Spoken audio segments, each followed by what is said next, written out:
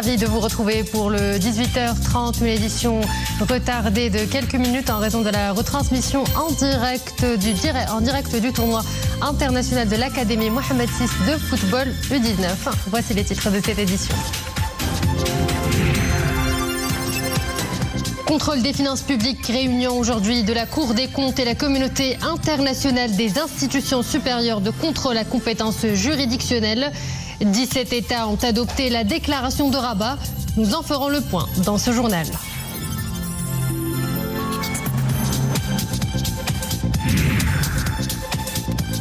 Recensement général de la population et de l'habitat 2024. À environ 7 mois de son lancement, les agents du HCP planchent sur les travaux cartographiques des établissements économiques.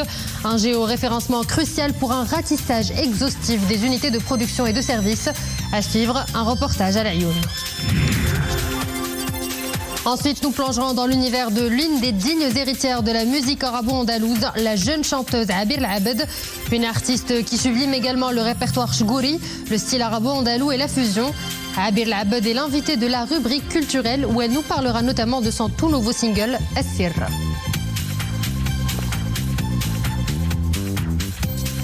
Bonsoir à tous, nous ouvrons ce journal avec les couleurs du ciel hier soir. Et ce matin, la pluie a fait son retour sur une bonne partie du royaume. Après plusieurs jours d'ensoleillement, 5 mm ont été relevés à Tanger et Knetra, 4 mm à Salé, 2 mm à Tétouan, Rabat et Chefchaouen et moins d'1 mm à Casablanca, Jadida, Ben Slimane et le Husseima.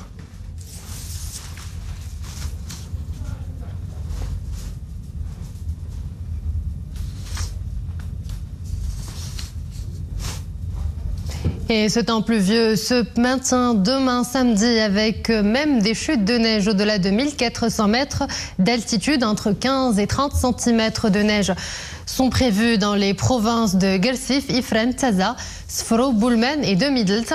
De fortes rafales de vent jusqu'à 90 km par heure intéresseront les provinces de Figig, Zradar, Rachidia, Nador, Dreuch, Gersif, Taurirt, Taza, Boulmen, Midelt et Gilmim. Ce même phénomène intéresse aussi les provinces de Assazag, Sidi Ifni et les côtes relevant de Shtukait Baha, Agadir et Dautanan, Tiznit, Inzgan et Tmelloul.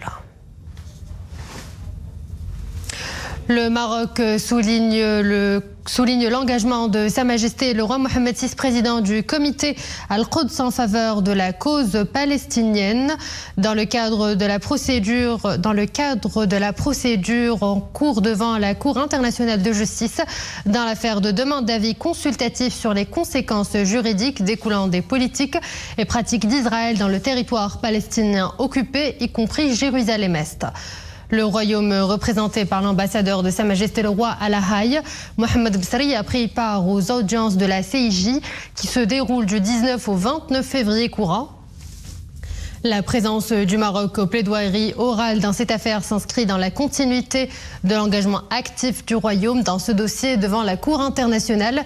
Dans le cadre de la même affaire, le Maroc avait soumis à la CIJ un plaidoyer écrit dont la Cour a pris dûment compte. Dans ce plaidoyer, le Royaume du Maroc, dont le souverain est président du comité Al-Quds issu de l'Organisation de la coopération islamique, a réaffirmé sa détermination à œuvrer par tous les moyens légaux à sa portée pour protéger le statut juridique, historique, politique et spirituel de la ville sainte et la préserver dans sa vocation unique de ville de paix et de rencontre pour les fidèles de toutes les religions monothéistes. Contrôle des finances publiques, la Cour des comptes réunit à Rabat la communauté internationale des institutions supérieures de contrôle à compétences juridictionnelles. 17 États ont adopté aujourd'hui la déclaration de Rabat, un document qui consacre l'action juridique des institutions supérieures de contrôle au sein d'un cadre international commun. Les développements tout de suite en compagnie de Khadija Zerwal, Samir Barka et Mariam Messi. C'est une réunion hautement éminente pour ses responsables, représentant différentes institutions supérieures de contrôle dotées de compétences juridictionnelles. Ils sont environ une vingtaine à adopter à l'unanimité la déclaration de Rabat. Un cadre commun qui ouvre la voie à une meilleure efficience de contrôle, de régularité de la gestion publique. La déclaration de Rabat consacre l'action juridique ainsi que la casquette du magistrat des comptes. Elle approuve à l'unanimité la création d'une organisation internationale dédiée aux institutions supérieures de contrôle à compétences juridictionnelles. C'est une contribution à grande échelle à la consécration des bases de transparence au service de la nation, du citoyen et de l'intérêt général. Parmi les 196 membres de l'Organisation internationale des institutions supérieures de contrôle des finances publiques, 25% portent la compétence juridictionnelle. L'initiative d'établir un nouveau cadre international dédié contribuera à faire évoluer les fonctions juridictionnelles dévolues à ces institutions vers une meilleure efficience dans le secteur public.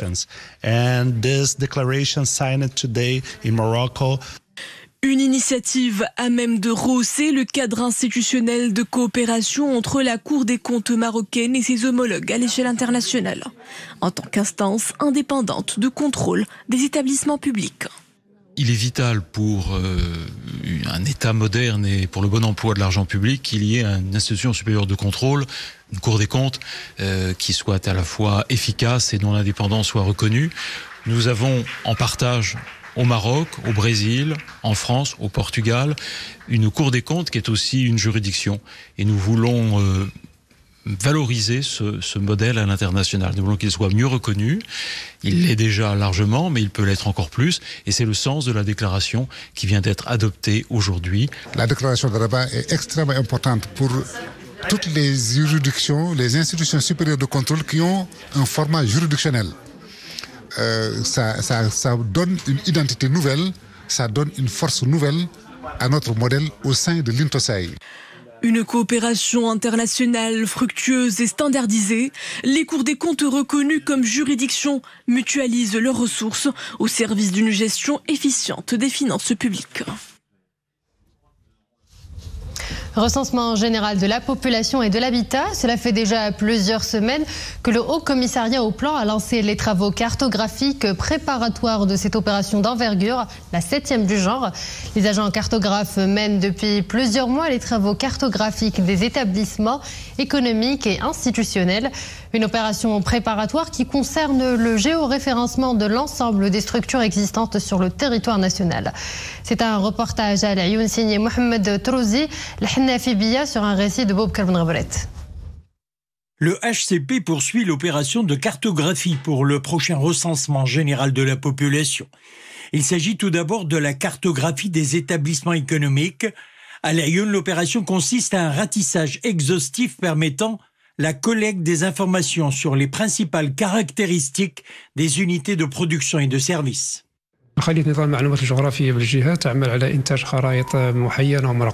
La cellule des données géographiques œuvre à la production de cartographies actualisées et numérisées des communes concernées.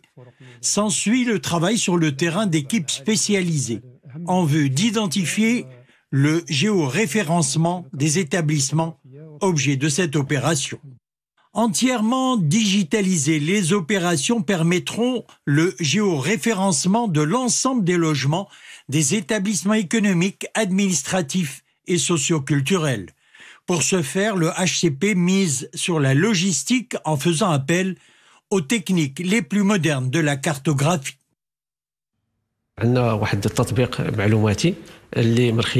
Nous disposons d'une application informatique via laquelle nous identifions les zones de recensement pour chaque agent.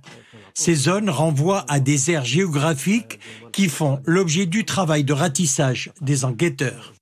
Depuis le 17 avril dernier, plus de 1500 agents cartographes sont sur le terrain pour réaliser les travaux cartographiques en vue du recensement général de la population. 200 000 agents seront mobilisés pour cette opération prévue en septembre 2024. Tout de suite, nous faisons le point de cette grande opération avec El Bachir Zawati, directeur régional du HCP à la Youn. Saria Al-Hamra, bonsoir, merci de nous rejoindre pour ce direct depuis la Youn. D'abord, quel est l'objectif de cette opération et où en est-elle au niveau de la région la Youn, Saria Al-Hamra?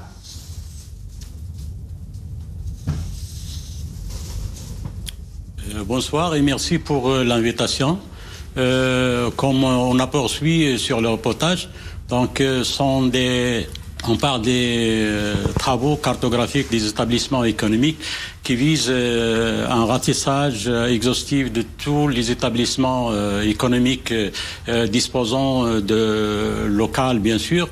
Donc, l'importance de cette opération, c'est de mettre en place une image actualisée de la répartition géographique des établissements économiques et identifier la structure économique du tissu productif au niveau régional, provincial ou même local.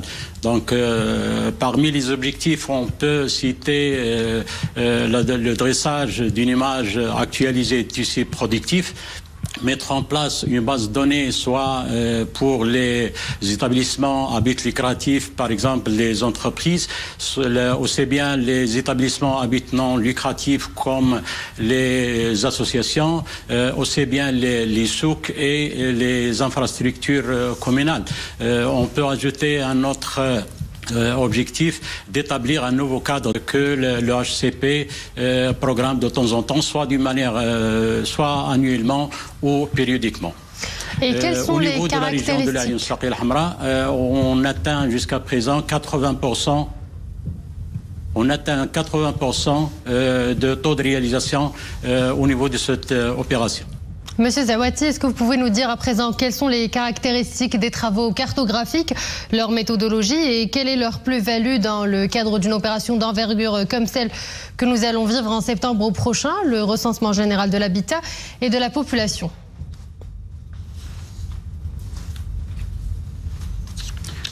Bien sûr, comme vous savez, on est à peu près de quelques mois de la réalisation du recensement général de la population et de l'habitat au cours du mois de septembre cette année. Les travaux cartographiques sont primordiaux et sont essentiels pour une telle opération. Les travaux cartographiques nous permettent d'abord de découper tout le territoire en districts, avec des délimitations bien précises et un taille en effectif de ménage homogène entre tous les districts. Ces districts sont affectés au moment de recensement à un recenseur pour faire le ratissage et le recensement des ménages de ces districts. Donc cette année, on travaille avec une méthodologie basée sur une solution informatique développée par les experts du Haut Commissariat au Plan et cette solution intégrée ou bien logée sur des tablettes que les enquêteurs peuvent travailler avec les tablettes qui sont connectées à l'Internet et reliées au système international de positionnement, ce qu'on appelle le GPS, avec au fond des images satellitaires. Donc, on estime que la qualité des informations retenues via cette méthodologie seront bien précises et très utiles pour tout le monde par la suite. En fusion l'information géographique avec l'information population, aussi bien les informations de tous les établissements économiques. Bachir Zawati, directeur régional du HCP de l'Aïn Sharqi al-Hamra, je vous remercie d'avoir été parmi nous. Et c'est l'heure de retrouver notre escale culturelle de la semaine que nous consacrons ce soir à une jeune chanteuse qui trace son sillon avec beaucoup de talent, Abir L'Abed. Elle ne cesse d'éblouir par sa voix cristalline et son amour pour le répertoire arabo-andalou, le Melhoun, ou encore le Gharnati. Aujourd'hui, un répertoire qu'elle revisite avec brio. Elle revient avec un nouveau single très contemporain, Assir, le secret, où elle chante la vie et le bonheur. Asma Tazi Abdelilal Shabi Maria Awad.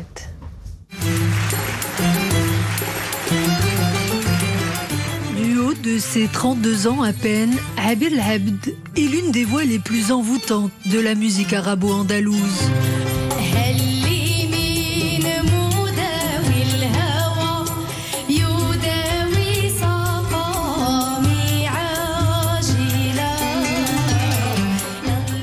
Voix limpide et claire, presque cristalline, de laquelle se dégage une poésie naturelle, au service du verbe et de l'interprétation.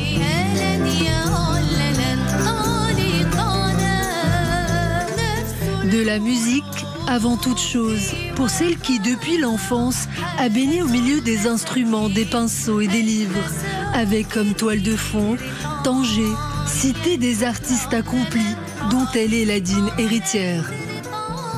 Ancrée dans ses racines et dans son ADN, Abir se fait connaître en reprenant le répertoire classique de la musique andalouse et du melhoun.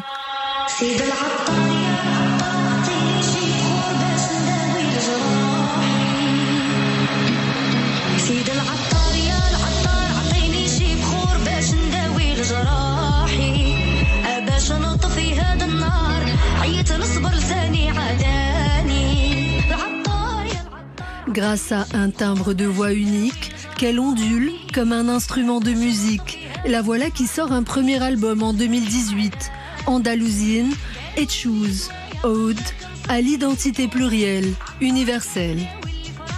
À l'image de son prénom, dont l'étymologie évoque le mélange subtil des senteurs, Abir est une jeune musicienne à la frontière des genres et des influences. Après quelques années à écumer les festivals de musique du monde entier et à composer ses propres titres, Abir fait son grand retour en ce début d'année 2024. Un nouvel album pop-rock, pétillant et solaire, à l'image de son interprète.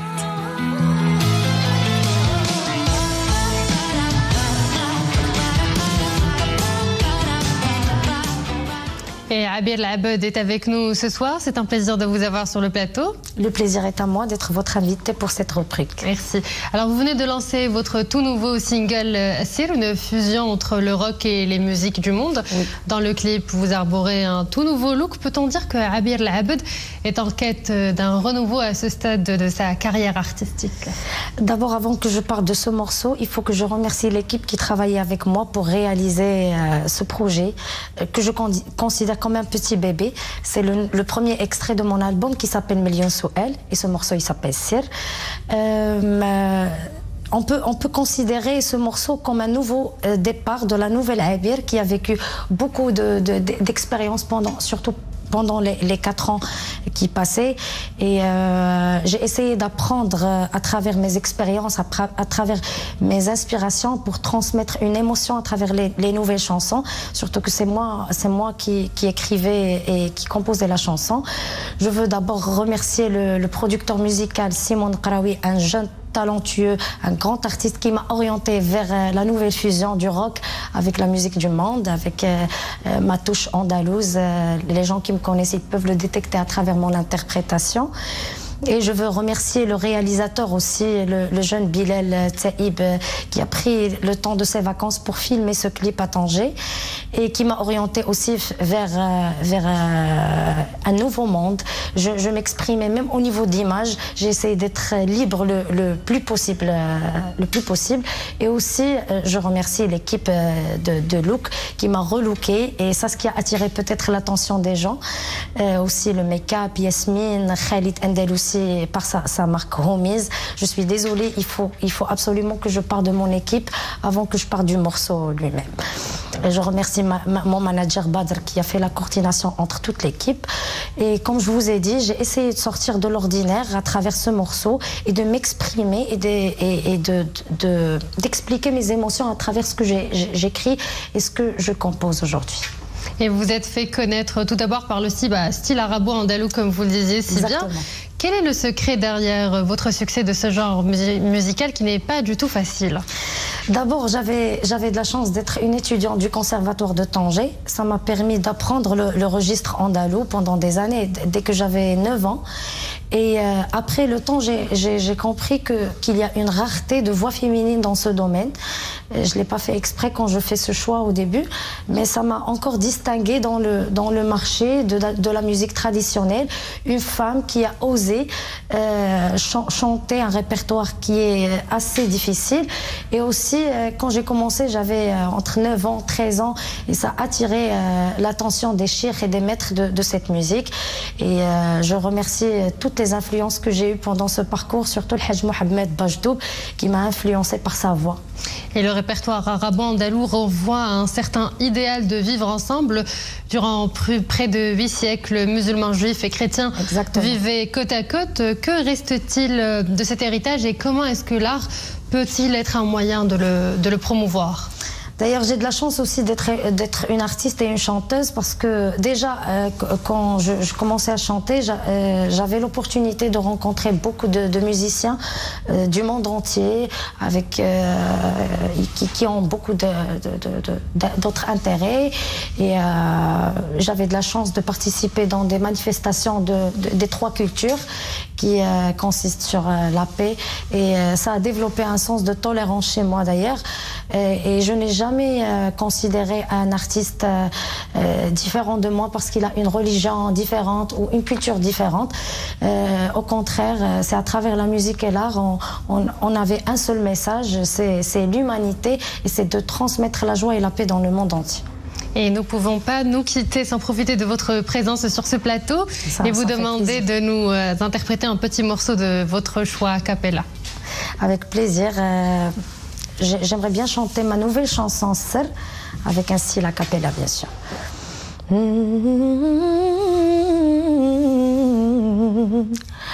جرح الكون اللي في قلبي خلوني نبكي يا ربي واش انا سببي في عذابي انا السبب نقاسي ولو مفراسي تمحنت وطار النعاسي لو كان نعرف السر نولي طير حور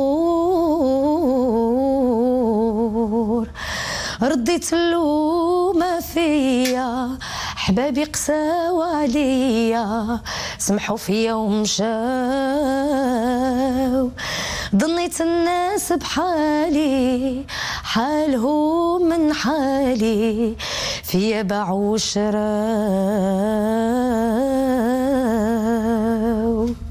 Et c'est sur cette belle voix que nous arrivons à la fin de cette édition. Merci à vous de l'avoir suivi. Excellente suite des programmes sur Al-Oula.